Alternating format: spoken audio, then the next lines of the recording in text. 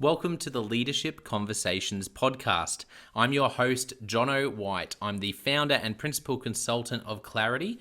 We are an Australian-based consultancy that works with leaders around the world, and our passion is to invest in people to become everything they're meant to be in order to fill the world with healthy organizations that people love to work for and customers line up to buy from. The goal of this podcast is to invest in you and your leadership. If you're just joining us for the first time, then feel free to check out consultclarity.org. That's our website, consultclarity.org. We have so many free resources on there. The most popular being our 7 Questions on Leadership series. We've had more than 1,500 leaders from around the world in all different sectors give their in-depth answers on leadership, what books they love, what they found most challenging, the most meaningful stories, how they structure their time through the day. That's free, so go and check it out. And we'd love to interview you about your leadership. I believe you have advice from your experience, your context, and your life so far that is important and can help other leaders. It's also a great way to give back. It's free to get involved, and you can do so by going to consultclarity.org/7-questions-interest, or just Google consultclarity.org 7 questions interest and fill out the form that pops up. We have a free resource for you on our website. It's called Leadership Survival Guide. It's a 57-page ebook. It has interviews with 10 world-class leaders, and you can go to consultclarity.org. It's right at the top, and get that today. We also have a daily email that we send out to over 15,000 leaders, and that email contains the highlights, our best content from our podcasts, our blog, my book, the books that we're loving that are out there about leadership. It's also the best way to get access to our masterclasses and workshops before anyone else. And there's also exclusive and limited special options just for subscribers. And you can subscribe by going to consultclarity.org/subscribe. Now, my gift to you is to work incredibly hard to provide the best leadership content I can to invest in you and your leadership. So if you're finding our content helpful, if you find this podcast helpful, then your gift to me could be this. If you do find it helpful, then write a review or rate our content and make sure you subscribe or follow. I can't emphasize enough how helpful that is. It really does help us to get the word out there so we can invest in more leaders to become everything they're meant to be. It also means a lot to me personally when people like you and people in our community share our content on social media. So if you do that, then please do look for me, Jono White, to tag me, and look to tag Clarity on whatever platform you're on. And our team, including me, I'm always looking to see when people have mentioned us so that I can engage with you. And also we look at sharing content. So if you write something about something we've done, there's also a good chance we'll share that with our followers. So if you could do that, that is a massive, massive help as we try to invest in as many leaders as we can around the world. Last of all, you can check out my book about how to deal with difficult people even if you hate conflict. It's called Step Up or Step Out. It's available on Amazon. You can just look up Step Up or Step Out Jono White, or you can go to store.consultclarity.org/book and check it out there. I have coached leader after leader after leader, and in more than 50% of the sessions, this topic comes up. How do I deal with this person? I'm finding it really difficult, and I just want to find a way that doesn't blow up to do just to have a difficult conversation, to lead them better. How do I do that? There's a 3-step process that I outline in this book that I believe can help you. Okay, let's get into today's episode of the Leadership Conversations podcast. Enjoy. Welcome to another episode of the Leadership Conversations podcast. Today's guest is Brigitte Cutshall. Brigitte is the founder of Gemini Media. And welcome to the podcast, Brigitte. Thank you so much for the invite. I really appreciate it. Yeah, it's wonderful to have you on and to chat. First, can you give our listeners a bit of a window into who you are and what you do and what a day in the life of Brigitte looks like right now? Okay, what I do, it's kind of, my background is in like corporate communications and marketing and publishing and printing and all these different realms. It's changed so much. The industry changed. Everything is changing actually. And it was my clients that convinced me to start Gemini Media, be on my own. And what I do is I help them figure out the best production solutions that make sense for their Yeah. content. And I didn't realize how, you take your own knowledge for granted. And I would not have done this. I've always wanted to be a CEO of a company, right? But it was very helpful to have your clients believe in you to do that.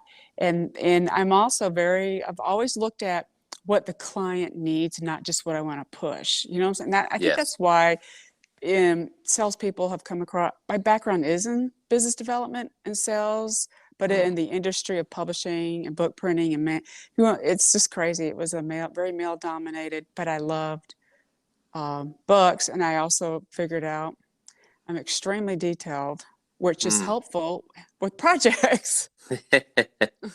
Yeah, incredible. And so that's a good segue into your story. Would love for you to share some of those moments along the way, and you can feel free to go back as far as you want, that really shaped you becoming Brigitte, the leader you are today. Oh.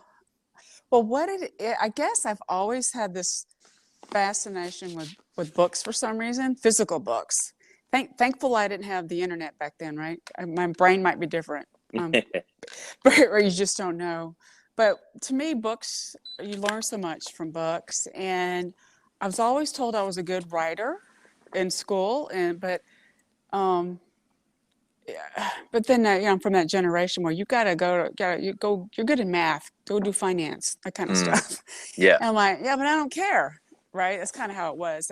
So I ended up getting a marketing degree in economics so I could play around with my writing and understand math a little bit and data.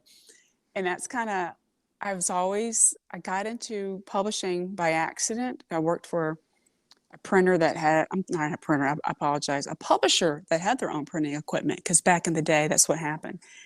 And I just learned, I was just so fascinated with it, about the actual process.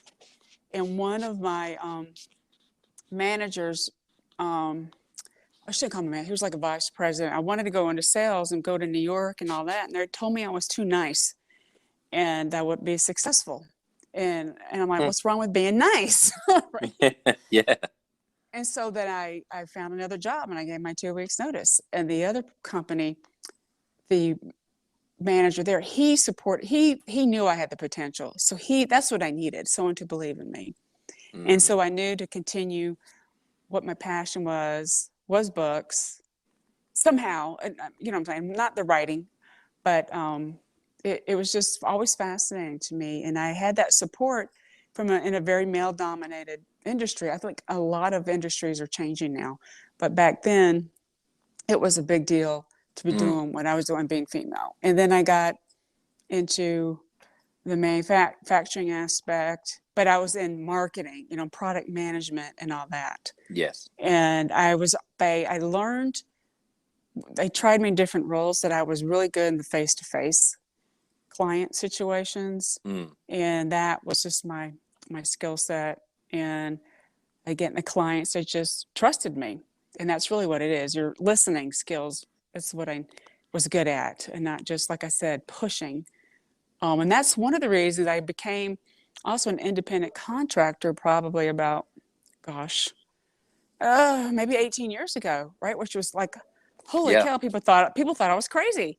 But I felt like I was in a box, when you're working for a particular, especially like a book printer, they only have certain equipment for certain sizes, you know what I'm saying? I was in a management role, but I felt like I was in a box. It's kind of hard to explain. But that's how I felt. So I continued. I had the opportunity to become an independent contractor, and that was very wide, and I was recruited by this startup to help them grow their business, because they knew I had connections in the publishing world and connections with the actual manufacturers. So I was able to help them put it together. But then a lot of other people were involved too, but it helped them grow in the part of the country that I'm in. I'm in the Southeast, right, Yeah. of the United States. So I was able to help with that regard too. And then I went from just working with publishers, but the big corporations and helping them with it's amazing. A lot of people nowadays, they don't have them on staff to understand Mm. the actual process of printing. Because print is still there. It's not going to go away, but the actual manufacturing process has changed a lot. And Yes. that's something I'm up to speed on, and have all the right contacts to help clients figure out what to do. I mean, some of it is digital, right? Mm-hmm. But I can help them with that. Yeah. Well, thank you for sharing some of that. As you look back, when did you? I'm interested in that time when you quit that job. That's such a big move. Can you Yeah. tell? Do you remember? How you felt and when you actually made that decision, and what it was like. That's a big decision to make and incredibly courageous. Can you tell a It little bit is. about Yeah. the details of what happened in that story? Well, I did it twice actually. Did you really? Because the first time I was probably 25 or 26, and the second time I was like 10 years later. But the first time is because I wanted to. I helped run, and after I graduated college, the company moved me down to Atlanta, and I helped. That was when they were consolidating all these different. They were purchasing other plants and consolidating publishing and printing and all that. So I helped run the office. I was a recent college graduate, and I really enjoyed it. But then I really liked what I should say salespeople, but I really like connecting with the clients. Yes. And that's when I said, hey, I want to go to New York to work with the really big, back then, that's where the big publishers were. And he just made me feel bad when I asked that question. Yeah. Right? Yeah. Like, you're a girl. You can't do that. And I'm like, okay. So I had to think about it. And so that's when I started looking for other opportunities. And it was hard. They were really sad that I left, because I was doing a good job, because I am detail oriented, and what you need when you're running an office. But at the same time, I'm like, my instinct, I went by my instinct. Yes. And then I met with this other company, that was a really good opportunity. And that's when they trusted me, this guy. It was a man, but he knew I had it in me. I had the potential. He wasn't trying to push me down, And Yes. I don't think the other guy realized he was doing that, the other company. Mm-hmm. But this company that I went to, they're like, here you go. And I helped. My first project was managing projects for IBM. Back, I was like, oh my God, I was young. Yeah. But people don't realize, back a long time ago, IBM used to publish too. They used to publish children's books. And so really? Right. And so I thought that was just fascinating. And I got to travel a lot, all over the place. And then I just, it's just because the industry is constantly changing. That company sold to another big publisher. So I just decided to move someplace else. You know what I'm saying? I just, you don't know, a lot of people lose their jobs when you have consolidations. Yes. So that was a good thing. And then the second time I left is because after 9/11, I was working for the huge manufacturer, I'll say it, Heidelberg. I was in marketing and product management for them. And we were stuck in Chicago. 9/11 was happening in New York. All that stuff was happening. They shut everything down. And so my boss got us, they shut the airports down. We couldn't go home. I had already been gone for like 2 weeks for my kids. My kids were, I think at the time, they were like 3 and 6, right? Yep. And I wanted to get home. And my husband's like, I'll come get you. I said, no, stay. So my boss got us a car. Me and coworkers who had younger kids. Well, the CEO decided to take our car. He thought he was more important than us. Wow. You know what I'm saying? Yeah. That showed me, everybody was scared. I'm, especially as an an American, you didn't know what was happening because of all those flight problems. I think Yes. another airplane had crashed. Yeah. And that just showed me right there the leadership at that time. He felt he's from Germany. He's not an American. Why would he Mm-hmm. take, that's how I saw it. Yeah. And Sure. so we eventually had to get, it took like 3 days for us to get on a bus. We couldn't even we were stuck in Chicago. Everybody's panicking. So anyway, I finally got home, and that's when I realized,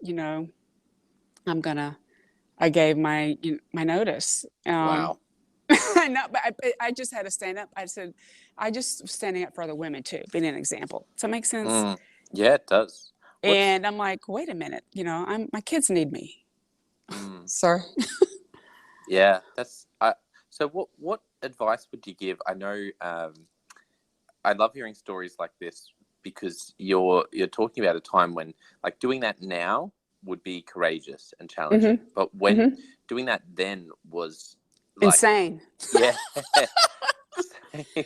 What Right. advice would you give particularly to women in leadership who are maybe coming through the ranks now, or maybe they're dealing with some of the things you dealt with, and they're going, some of it hasn't changed. I'm dealing with it today. From your experience with that, what advice would you give on how to lead courageously as a woman, particularly when you can be in a sector that doesn't have equity, that is a male-dominated sector? What advice would you give, Bridget? Well, first of all, I would definitely, I would recommend, nowadays you can talk to HR and probably not complain, but just bring something up. You know what I'm saying? Or at least find a mentor who's been down that road. That would help you, give you some courage. And also to remember to be calm, right? Even though I was just calm and I listened, and that's kind of how I handle it rather than reacting. I gave, even though I left, I gave proper notice. That's just try to find the right mentor is what I would do. And I didn't really have that. I think my mother-in-law, she was very courageous on certain things. And so I saw that, right? She was a good example. And I think a lot of women need that. Yes. Who've been down that road. And my mother as well.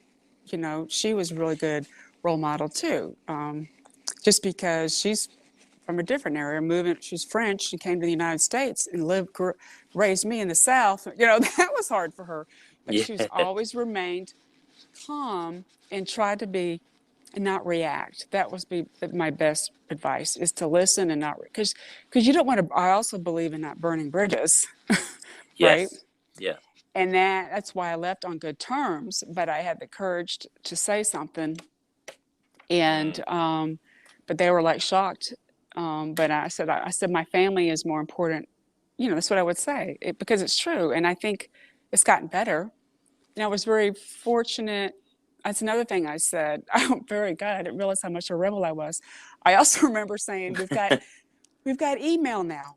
That's back when that first came out. I'm like, why do I have to drive to the office every day when I'm having to travel so much? And they agreed with me on that. So I would just try to make good points, things you want to make, make recommendations, talk to your management and talk to HR if they're not responding properly. Yeah, that's no, they're great thoughts. Thank you for sharing that. So if we fast forward now to, I'd love for you to talk a little bit about the book and some of the books you've written, and particularly from the perspective of I guess for you, the change of life, and there was some pretty significant moments. Can you tell us about that? Yeah, I guess there's lots of moments in everybody's lives, and that's the biggest one. Was in 2014. That's when I went back. I was independent contractor for a while. I did a corporate job again. I was making some good money, right? I just thought it sounded good. Yeah. But then the private equity firm acquired our division, and a whole bunch of people were laid off, including me. I never thought that would happen to me. Yeah. And I was starting looking for another position somewhere. And then that's when I was diagnosed with cancer again. I was diagnosed with cancer prior. Wow. And then I knew, like, okay, I have to focus on me and my health. I couldn't Mm. look for a job. And that's when I was honest with my little world here, some of my clients I was close, and they're the ones that said, Bridget, just, start your own business. And that's how Gemini Media started. Wow. And so I was doing that, going through cancer treatment. I mean, I wasn't like over, it was just kept my brain busy. Mm. And it gave me some confidence because that was a big, thing to lose your job. Yeah. But that's common nowadays with all these acquisitions. But instead of me just trying to work for someone else, I'm helping my clients that needed my expertise. And that, and at the same time, like I said, I gave me some confidence. And after all that, I've written 3 or 4 books in between all that stuff too. And but because I've always wanted to write. I remember I mentioned earlier when I was young, I always wanted to be a writer. Mm-hmm. And but that's another thing I was always told, that's why I had those other roles, because I had good communication skills. Yes. And so I put some of it, the first book I wrote, published, was about it's called Real Things, 6 Ways to Embrace Life. It was after, that's a wake up call, because I've had the cancer twice, and in between, a rare primary brain tumor was discovered, just because I kept asking questions. And oh yeah, that's fun. Yeah. But what it turns out to be, because I believe in getting second opinions too, right? Yep. Always getting advice. I learned you can't do everything by yourself. That's another thing. You cannot do everything by yourself. And it turns out all this issues I've had is related to probably being exposed to radiation as a child, because I was a military brat. Right, you're around military, but Yes. right. And my father and my mom's second husband were both in Vietnam, and you just don't know. My real dad, he passed away from cancer, Agent Orange exposure. I think they were doing that.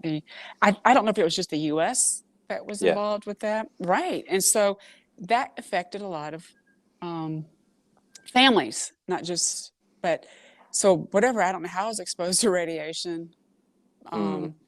But that's what caused that kind of tumor I have. So it just created an imbalance in my body, and to help me heal. Not only was I starting Gemini Media and going through, I also did health coach certification on nutrition to make sure I was, it helped me, and I wanted to be a good role model for people in the chemo pod, right? Yeah. Because they tell you to eat healthy when you're going through chemo, but then I saw everybody else drinking soda, Coca-Cola, and eating cookies and donuts, and like, well, that's not going to help you. It's not. So I would be, show up with water and apples, because I know you're going to be tired afterwards. But and then I gave a bunch of my books, donated them just to inspire. It's okay. And it was actually sharing that was hard. You know what I'm saying? What I went through, because I'm from that generation where we like hide it, and I'm perfect, That's right. but we're not, and that I was just being more honest. But I think a lot more women are doing that now too, which is good. I think I helped in that regard, just being more honest of what's going on, and not hiding the fact that we have issues. And I've just been so fortunate to be able to be me.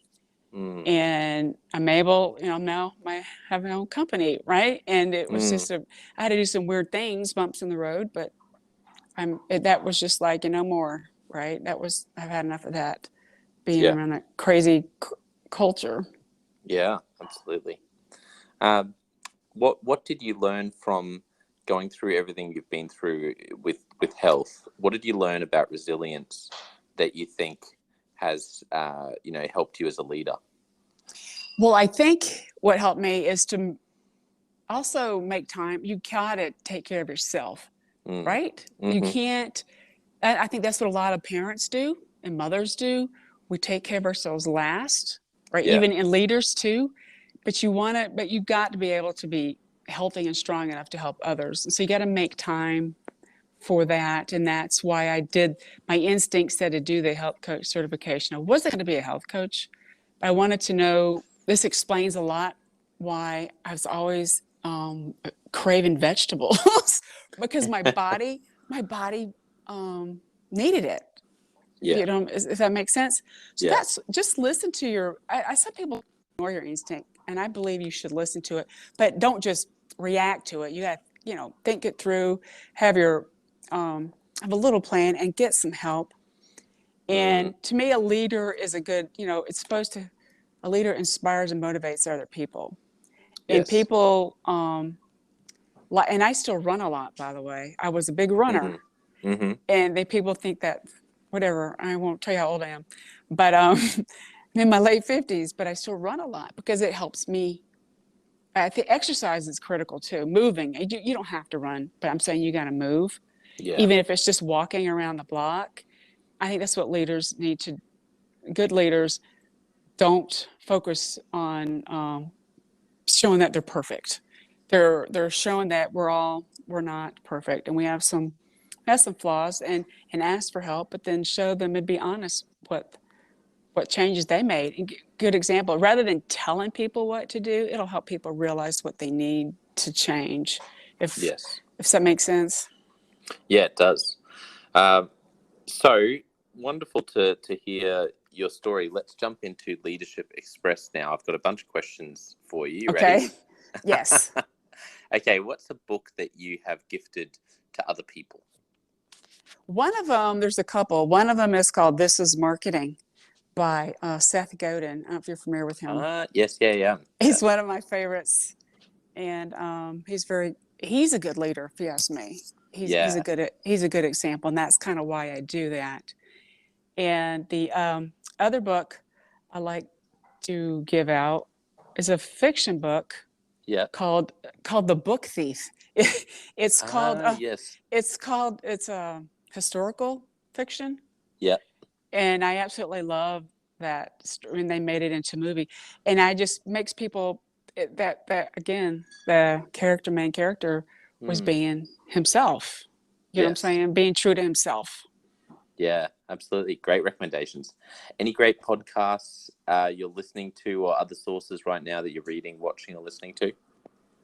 I'm trying to think. There's one called Hope Health or something. I can't remember exactly what it's called, but it's sponsored by the Cancer Institute, just because I try to help people. I've done a lot of volunteering on that, and I do like to watch comedy. I watch Jimmy Fallon on occasion, but I do have my own podcast too. So people like that. It's called Real Things Living. It was an offshoot of my book, right? The first book I did. So that people, and most of my people, if I do have a guest, it is talking about what they've gone through, right? Sure. And resilience. Yes. Absolutely. Excellent. The great ideas. What is a recent leadership lesson you've learned for the first time or been reminded of? It was just listen. You got to listen and not react, because the supply chain issues, got to plan ahead, right? That's what the supply chain issues is affecting everything. And so now I'm having to be, rather than, this is what the average turnaround is going to be, I have to always double check before we share that information with clients, because it changes every week. Yeah, brilliant. That's great advice. It's changing every week. What's a time management or productivity tip you'd give, or a tool or resource you use? What I do is I try to, first thing in the morning when I get up, I like to do, I drink a lot of water, and then I do my stretches. It's very important to stretch. And sometimes I'll do yoga at the end of the day, but it just helps me reflect on what I have. It's a great reminder. And then I walk my dogs. I mean, it helps me. It just helps me focus, because the dogs, they need to be walked, but at the same time, I'm outside. It doesn't matter, rain or shine. I walk them, and it just reminds me I'm still here. I got these great dogs, and now I'm going to go make some stuff happen. Yeah, I love it. What's a great piece of advice you've received at one point? Well, that's an interesting question. It's probably, Bridget, be yourself. Don't try to be like everybody else. Don't try to. I've also think fake it till you make it. I think that I've received that is not good. That's just my opinion. Yeah, absolutely. So what's a big struggle or problem that you see leaders facing in, particularly leaders you're working with around marketing and in corporate and communications? Let's focus on that. What do you see as a big problem or challenge leaders are facing in those spaces today? Well, they're having problems with staffing, believe it or not. Okay. Here in the US, there are, just because I'm not sure, I think because of COVID, maybe this is what happened. And a lot of them are working parents, and they can't handle or manage that. I couldn't imagine having young kids right now during COVID. That's what they're dealing with. Yes. Is like not just the workers in the plant, but like estimators. They're short-staffed in that regard. So that's tough for them. So they give us a heads up. We have to be patient. Like for their customers, we can't give you an estimate in 24 hours. It could be up to 3 or 4 days, because who they got on staff is overburdened, and we have to be patient and give them some what's the word? I'm not sure what I'm trying to say, but give them some love, right? And not push them, and not. I think we expect things to happen too fast, and we can't expect that of people. Yeah, that's good. If you could only give one piece of leadership advice to a young leader, what would you say? Do some research if you're going to make a change, and get some feedback rather than winging it. I've seen a lot of people just wing it, and like what we call throwing spaghetti and see if it sticks on a wall. Have you ever heard that term? I would just make sure you do a little research. People are just reacting, excuse me. And I'm guilty of that too in the past, you know what I'm saying? But it happens, but we have to learn, make sure you learn we all make mistakes, and what did you learn from it, and try not to do it again. Yeah. What's the best thing you're doing at the moment at Gemini Media or elsewhere, in your world, that leaders should know about? What am I doing now? Well, I've got another book that just came out. It's called Quality Book Formula. And I wrote this because other successful authors were surprised that there's nothing out there about that production part. Yeah. And I know, I thought that's boring is what I said. They're like, no, but we need to know this because there's so many ins and outs in production. There's a lot of advice on how to write and a lot of advice on how to market, but not the actual part of production. And so I'm helping people learn about that. It's a good thing to understand what you're getting yourself into.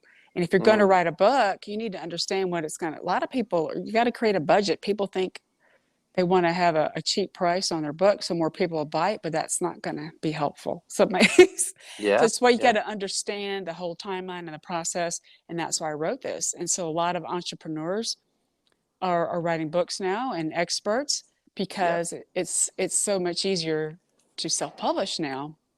Yeah, but absolutely. I want people, because it's in line, a book is in line with your brand, your marketing. You want to make sure it looks good and you're not cutting corners unnecessarily. That's what I'm working on at the moment.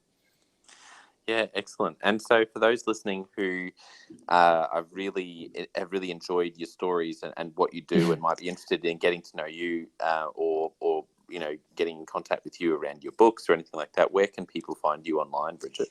Well, you can go to 2 places. The one place I'm on a lot is LinkedIn. You can find me on LinkedIn, and I'm sure you'll have my name spelled correctly. It's Brigitte Cutshall, Cutshall. And then I also have a website, BrigitteCutshall.com, where people can go there. There's a contact form there as well. And I'm on LinkedIn quite a bit. Yeah, fantastic.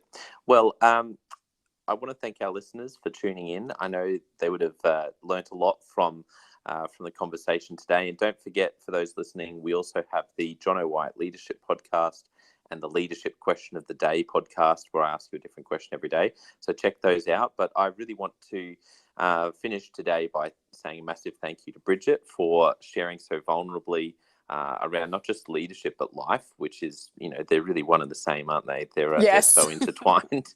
But it's just been wonderful to hear some of your story, and there's been great advice in there for leaders, which I think people will be challenged to go away, and for some, maybe today's episode will be the thing they needed to hear to make that courageous step. Hearing your stories of how you've done that, which just blows me away. So thank you so much, Brigitte. It's been a pleasure. Thank you so much. I appreciate it.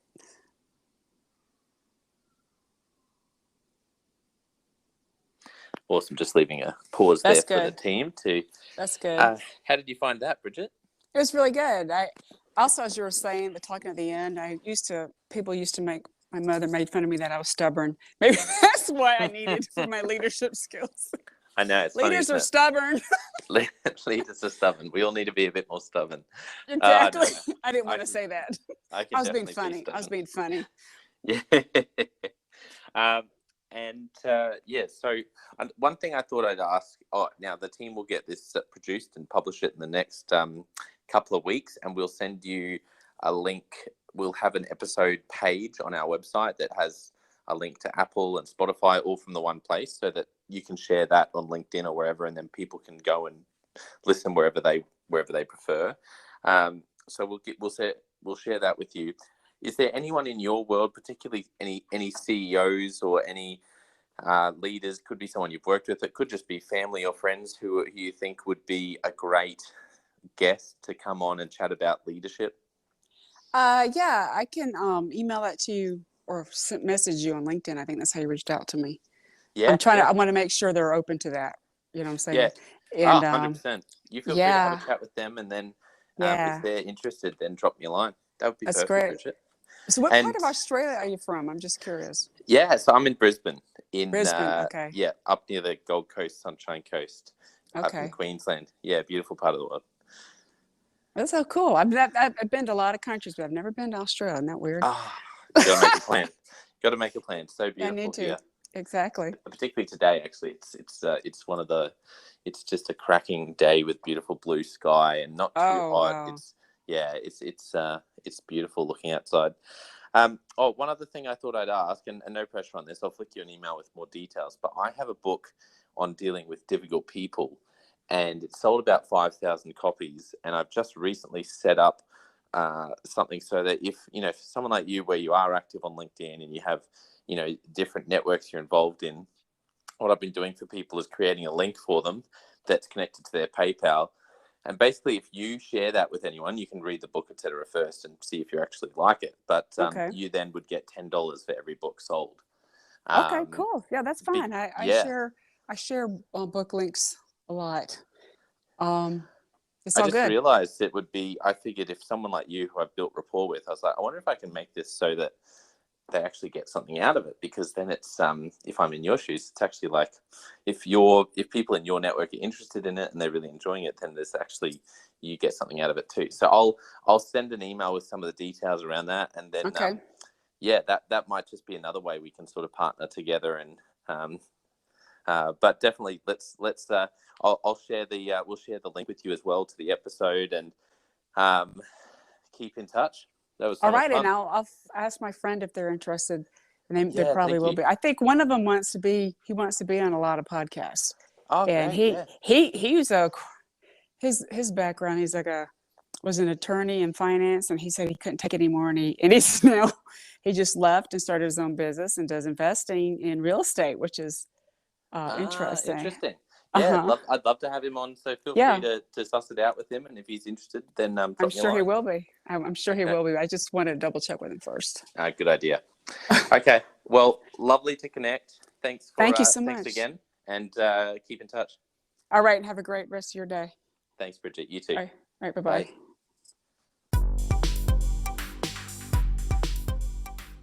Bye. Well, I hope you enjoyed that episode of the Leadership Conversations podcast as much as I did. If you're joining us for the first time, don't forget to check out consultclarity.org. That's our website, consultclarity.org. We have so many free resources on there, including our 7 Questions on Leadership series. We've had more than 1,500 leaders from all over the world in all different roles, in different industries, answer these 7 questions on leadership, and leaders give these in-depth answers around how they spend their time, a book that's been significant for them. It's just a gold mine. It's completely free to access, so go to consultclarity.org and look for that. We'd also love to interview you about your leadership. I believe your experience, your life, your context means that you have advice on leadership that other leaders can learn from. Yes, you, if you're going, not me, well, no, I really believe you would have something to add. So if you're looking for a way to give back, it's completely free to get involved. And we would love to interview you through the 7 Questions on Leadership. You just go to consultclarity.org/7-questions-interest, or Google consultclarity.org 7 questions interest and fill out the form and get involved. We have a free resource on our website called the Leadership Survival Guide. It's a 57-page ebook, 10 world-class leaders giving their thoughts on leadership, and that's completely free. It's available on our homepage, consultclarity.org, right at the top, so make sure you go and get that and download it today. And we have a free daily email that you can subscribe to. We send this out to over 15,000 leaders from around the world. And it contains the highlights of content from our podcasts, our blogs, our books we're reading. It's got the best content, and it gives you exclusive, limited, early access to our masterclasses, workshops, new products, special offers. It's all for our subscribers. You can go to consultclarity.org/subscribe and join 15,000 other leaders. And you know, my gift to you is to work really hard, particularly through the Leadership Conversations podcast. I have been blown away by the quality of the leaders, and I'm learning as much as anyone in doing these interviews. So I'm having a great time. And my gift to you is to keep lining up the best leaders I can to invest in your leadership. Your gift to me, if you're finding this helpful, there is something that you could do that would help us out massively. And that is to write a review and to leave a rating for our podcast or wherever you're watching or listening to this. I can't tell you how much that helps us out. Also, subscribe or follow. It really does make a difference in helping us to help more leaders become everything they're meant to be. Another thing that means a lot to me personally is when I see our community share our content. So if you do share this or any other piece of content on social media, then thank you, and please do that. And look for me, Jono White, or Clarity, and tag us in your post. Our team is always looking for posts to engage with from our community, and there's also a chance that we'll share your content to go beyond and share it with our followers. Last of all, you can check out my book. It's called Step Up or Step Out: How to Deal with Difficult People Even If You Hate Conflict.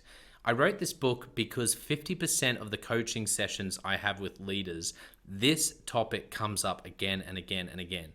And it's this idea of, how do I have this difficult conversation? How do I lead this person better when I'm finding them difficult? Or in some cases, you look and you say, I think I might be leading a difficult person. They're just quite difficult to lead, or I'm finding them quite difficult to lead. So there's a 3-step process that I unpack in Step Up or Step Out. And the amazing thing, and I've literally done this myself, and I've heard it anecdotally from other leaders as I've coached them, is that if you follow this process, you will see that person step up and change their behavior or make a decision, which is to step out some of the time. 95% of the time, people will step up or step out in just 4 weeks. And I stand by that. It's you have to read the book to understand, but I really do believe in it, and I've experienced it firsthand. It works. So you can go to Amazon, look up Step Up or Step Out Jono White, or store.consultclarity.org/book. Well, thank you so much for listening. We're going to be back with a new episode next time of the Leadership Conversations podcast. And I hope today has helped you to take another step towards becoming the leader you're meant to be. See you next time.